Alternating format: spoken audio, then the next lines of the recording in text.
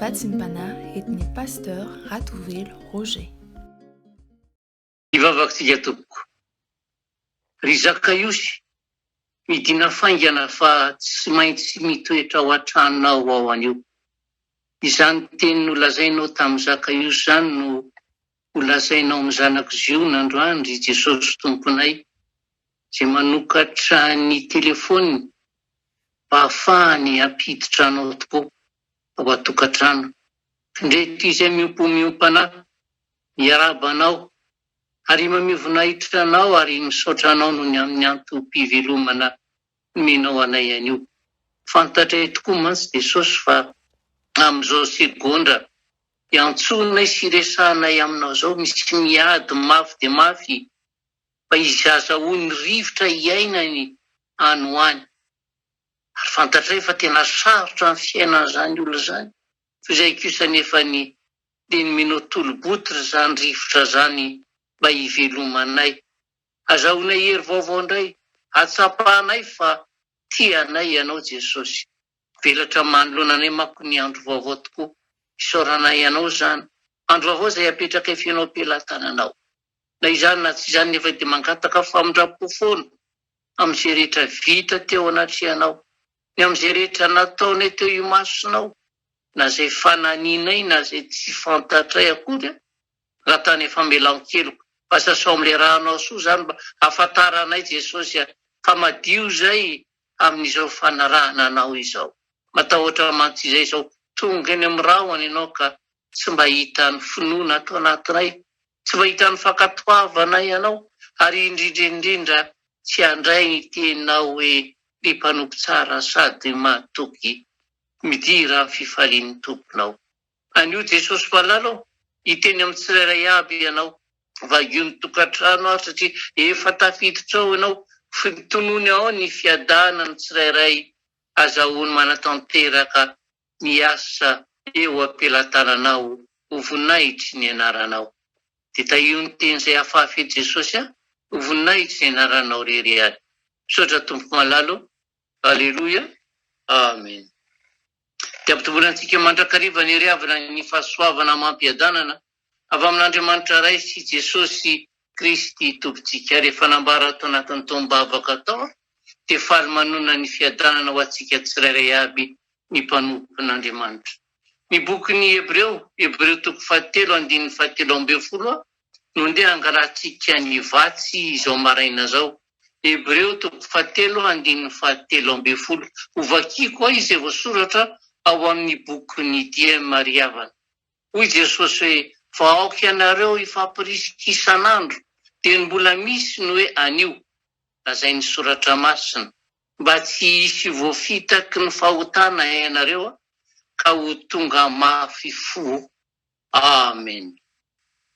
Omaly anio rampitso, teny izay manambara mazava tsara riavana fa voazarazara ny fotoana ny fiainantsika, saingy ny ankehitriny aloha no any fotoana iainantsika mara ka tokony ampiasaintsika araka ny sitrapon'Andriamanitra.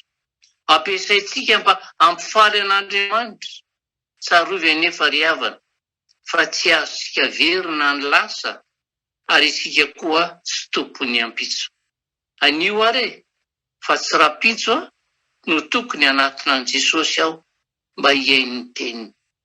Anio fa tsy rapitso aho no mila miaiky ny fahotako ka miantoraka amin'ilay Andriamanitra mpamonjy ahy amin'ny fibebahana. Jesosy Kristy no tompon'ny fotoana sy ny tantarantsika riavana. Izy no ilay tsy miova omaly sy anio ary mandrakizay, tsy omaly tsy miova ny fitiavany. Omaly izy mantsy izy dia nanolotra ny ainy mba hamelany ny helokontsika. Androany kosa izy mivavaka mba hamonjena antsika no sady mitaridalana antsika, satria izy no mpiandry antsika ary miantso antsika mba hibebaka. Ary rapitso izy ihany no ho avy andray antsika ho eo anilany Ramandroso ho amin'ny fivoarana isika. Hoy ity kristiany iray raha nanoratra izy, ny andro anio izy dia ny fanomezan'Andriamanitra ho anao. Raha mandeha ao ambanin'ny fitarihan'ny tompo ianao dia mahazo matoky ny fiarovana. Androany ary dia maniraka anao Andriamanitra, ko aoka ary anao ho vonina tsara eo ampanomboana ny andronao, ho vonina fa misy miandro fampaherezana avy aminao, ho vonina fa misy mila fanampianao any, ka mitoera ao aniran Jesosy mandrakariva ry havana, mba tsy ho tonga ny mpakafanay hamelanao tampoka ka hisakana ny fitahin'Andriamanitra izay arotsaka aminao ho aminy anio. Tena zava-dehibe tokoa ny mivelona anio amin'ny alalan'ny finoana sy mandray ny fotoana rehetra ao anatin'ny andro iray ho toy ny fanomezana avy amin'Andriamanitra ka hiankinantsika amin'ny ry havana. Kanefa tsarovo ny teny voalaza ao amin'ny bokin'ny Deutéronomie hoe tsarovo ny lalana rehetra izay nitondran'i Jehovah Andriamanitra ho anao. Ary izay no mampieritreritra hoe inona kosa no anjara toerany lasantsika ao anatiny anio, inona ny fanavaozana tokony iainantsika anio manoloana ny omalitsika.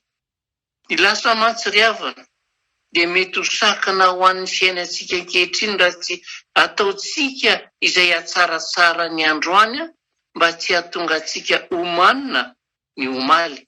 Ary izay no mahatonga ampitoroteny ilaza hoe aza manao ianao hoe ahoana no nahatsara ny andro taloha noho ny ankehitriny. Ny fiafenana ao anatin'ny lasa ry havana dia tsy fanatrehana ny andraikitry ny tena ankehitriny.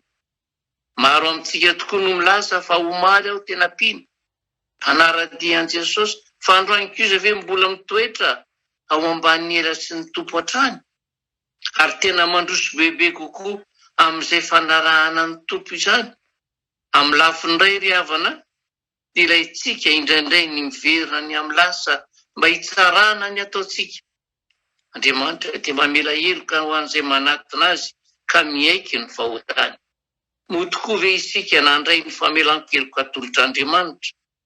Tsy rary mantsy raha mbola mieritreritra sy tsy mandrosaina ny amin'ireo fahotana lasa efa nifanofona-tsika tamin'Andriamanitra isika, na dia mizaka ny vokatry ny sasany amin'ireny aza isika.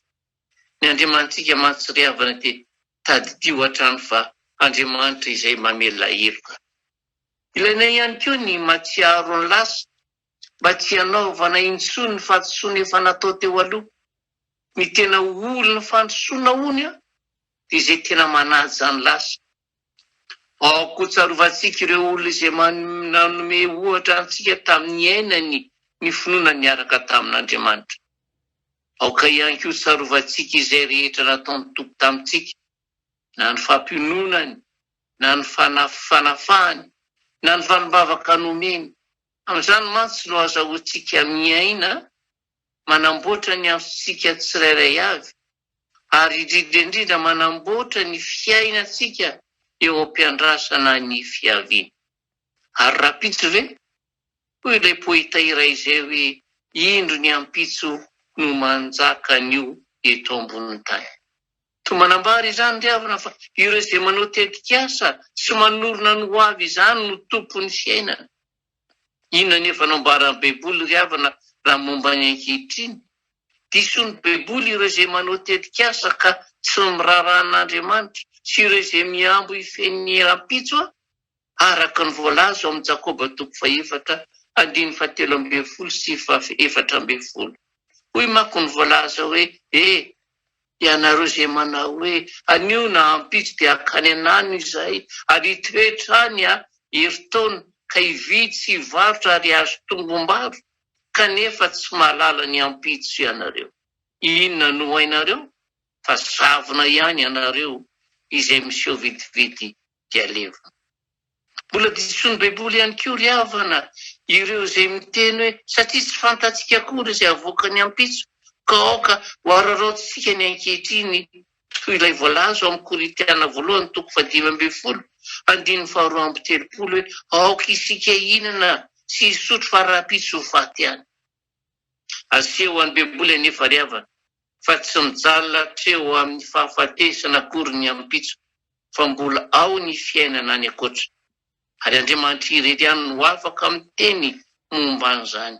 Ambarany fa aorian'ny fahafatesana dia hisy fitsarana araka ny voalaza ny Hebreo 7:17. Saingy atolony mamaimpona kosa ny fomba hafana miala amin'izany mba avoavonjy amin'ny alalan'i Jesosy Kristy. Raha mametraka no afintsika eo am-pelantanany isika ry havana, dia mitoetra tsy anana na iay. Marina fa manana zavatra kasaina atao isika, saingy nda ho apetraka amin'Andriamanitra izany. Mila manorina ny ankehitriny sy ny ho avintsika eo ambany fahazavana mandrakizay n'Andriamanitra isika. Aokary isika andinika fatra izay ambarany beboly ny amin'ny ho avy. Aoko ho fantatsika izay ambarany faminaniana nampitondrainy, ary dia amahery ny finoantsika amin'ny fanantenana ny fiavian'i Jesosy izay apiditra antsika any amin'ny fiainana mandrakizay ao amin'ilay Andriamanitra fitiavana.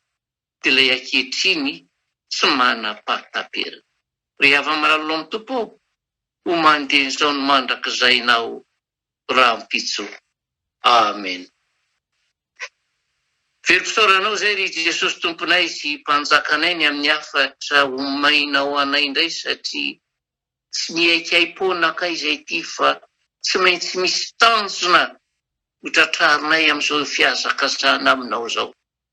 Ny tanjona ny amin'ny androany aloha, mba fanomezanay fifaliana, fanomezanay fahafapo anao ry Jesosy tomponay, fa tsy tena sitrakay. Ny amin'ny omaly indray dia tianao heveranay foana, taiza ary hatraiza nefa hitantananao anay. Samy nandalo lalatsarotra tokoa izay fa matoa mbola tratra ny androany amin'izao fitoerana misy anay tsirairay avy izao dia noho ilay fitantananao anay omaly. Fa ny rahampitso izay kosa apetraka ifenao am-pelantananao, mba ho rakofanao ny fahasoavanao ary itenenanao foana, aza mihevitra ny lasy fa no avy no anontany eo aho izy iana fa zanako sy ny asany tanako dia avelao adidiko ihany. Ary dia didinao tokoa reto zanako reto, mametraka ny fiainany rahampitso, mametraka ny fahasalamany rahampitso, mametraka ny finoany rahampitso, ary ny fiainam-panahiny tsirairay avy indrindra. Fa tokony manana anao izay Jesosy, satria fantatray fa izay rehetra efa napetraka teo am-pelantananao efa novalianao tamin'ny fomba sy takatry ny sainay. Eny, na dia tsy mifanaraka amin'izay tena tianay, satria fantatray fa ambadika izany rehetrarehetra izany dia fiadanana sy fahavelomana hatrany hatrany. Reto ny vahoakanao izay nandre ny afatrao, mba tsy hitalatara foana Jesosy, rahampitso ao anao an'izao, rahampitso ao anao izao, kanefa lavitra anao ny fiainany. Fa mpatsahivo anazy foana Jesosy fa ny androm-piainana iray manontolo dia eo am-pelantananao. Fotoana efa tokony hanehoanao ny voninahitra ao manko izao. Ary efa tena akaiky ny farany farany izay iovianao eny amin'ny raha any lanitra, ka andao izay hiazakazaka tokoa amin'ny asany nofiny efa tsy hahita le fahafatsarana miaraka aminao.